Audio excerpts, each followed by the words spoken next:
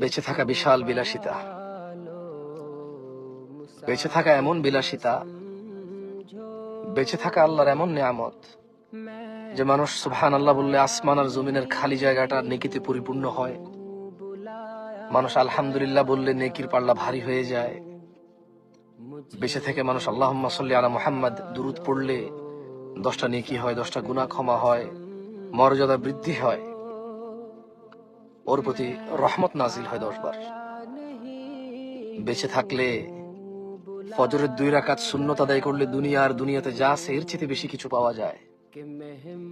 বেঁচে থাকলে ফজরে 2, জোহরে 6, মাগরিবে 2, ইশায় 2, মোট 12 রাকাত সুন্নতে মুআক্কাদা পড়লে আল্লাহ সুবহানাহু ওয়া তাআলা জান্নাতে ঘর তৈরি করবে। যে ব্যক্তি প্রতিদিন 12 রাকাত সুন্নত আদায় করবে তার জন্য আল্লাহ একটা করে ঘর নির্মাণ করবে। সুবহানাল্লাহ।